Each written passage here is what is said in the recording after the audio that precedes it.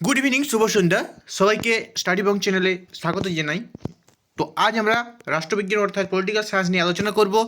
আমাদের আজকের টপিক হচ্ছে লোকসভা ও রাজ্যসভার মধ্যে পার্থক্য। তো লোকসভা ও রাজ্যসভার মধ্যে পার্থক্যতে প্রথমেই দেখিনি।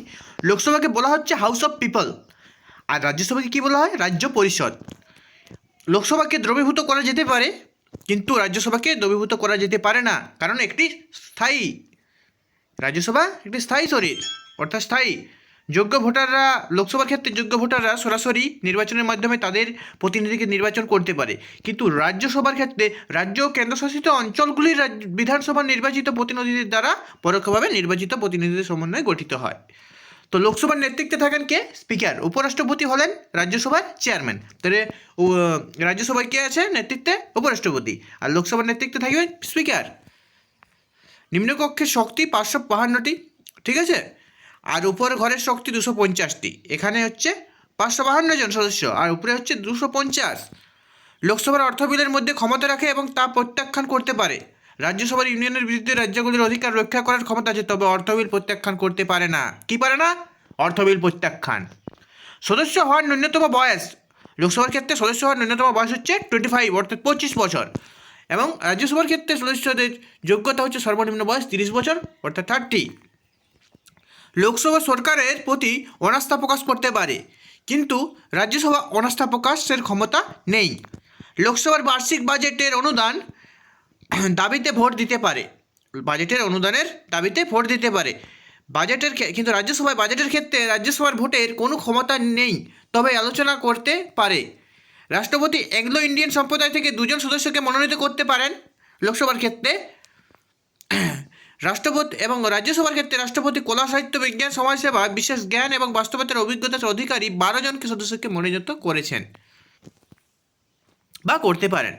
ইউনিভার্সাল অ্যাডাল্ট ফাইন্যান্স হলো নির্বাচনের পদ্ধতি, আর রাজ্যসভার ক্ষেত্রে একক স্থানান্তরযোগ্য ভোটের মাধ্যম আনুপাতিক প্রতিনিধিত্ব হলো নির্বাচনী পদ্ধতি। সমস্ত কেন্দ্রশাসিত অঞ্চলগুলির মধ্যে শুধুমাত্র দিল্লি, জম্মু কাশ্মীর এবং পুদুচেরি রাজ্যসভার প্রতিনিধিত্ব করে। রাজ্যসভা হলো সংসদের ঘর, যেখান থেকে 1/3 মানে 3/1 সদস্য প্রতি 2 বছরে অবসর নেয়। আরেকটি সত্য কথা মনে রাখতে হবে, তা হলো মন্ত্রিপরিষদ শুধুমাত্র লোকসভার কাছে দায়বদ্ধ, রাজ্যসভা নয়। ঠিক আছে? কে দায়বদ্ধ? লোকসভার কাছে দায়বদ্ধ মন্ত্রিপরিষদ, কিন্তু রাজ্যসভার কাছে নয়। তো আমরা এরপর কিছু এমসিকিউ নিয়ে আলোচনা করে নেব। তো ভারতের পার্লামেন্টের নিম্নকক্ষের নাম কি? লোকসভা, রাজ্যসভা, বিধান পরিষদ। তো সঠিক উত্তর হচ্ছে লোকসভা। পরবর্তী প্রশ্ন, ভারতের পার্লামেন্টের উচ্চকক্ষের নাম কি? Option A senate, B Lok Sabha, C Rajya Sabha, D Vidhan Parishad. তো সঠিক উত্তর আমাদের হয়ে যাচ্ছে রাজ্যসভা। পরবর্তী প্রশ্ন, লোকসভার সর্বাধিক সদস্য সংখ্যা কত? 550, 552, 555, 560। সঠিক উত্তর 552। পরবর্তী প্রশ্ন, লোকসভার বর্তমান সদস্য সংখ্যা হলো 545, 550, 555, 553। তো সঠিক উত্তর আমাদের হয়ে যাচ্ছে 545। তো রাজ্যসভার বর্তমান সদস্য সংখ্যা কত? 230, 235, 240, 245। তো সঠিক উত্তর 245। লোকসভার সদস্য হওয়ার জন্য লোকসভার সদস্য হবে, তার ন্যূনতম বয়সটা কত হতে হবে? একটু আগে আমরা স্লাইডে পড়লাম, ন্যূনতম বয়স হতে হবে 28 বা 30 বছর। অপশানে যদি 30 থাকে, 28 না থাকে, তো 20, তো 30।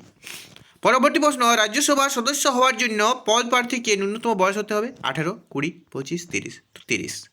ঠিক আছে? অঙ্গরাজ্যগুলি লোকসভায় নির্বাচিত হয় সর্বাধিক 500 জন, 530 জন, 555, 552। সঠিক উত্তর 530 জন।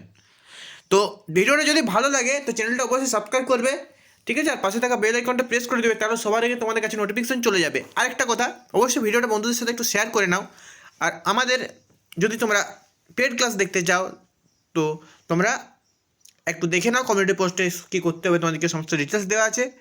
তো ডিসক্রিপশন বক্সে হোয়াটসঅ্যাপ গ্রুপের লিঙ্ক দেওয়া রইলো, জয়েন হতে পারো। আর খুব তাড়াতাড়ি আমাদের হিন্দি সেকেন্ড চ্যানেল লঞ্চ হতে চলছে।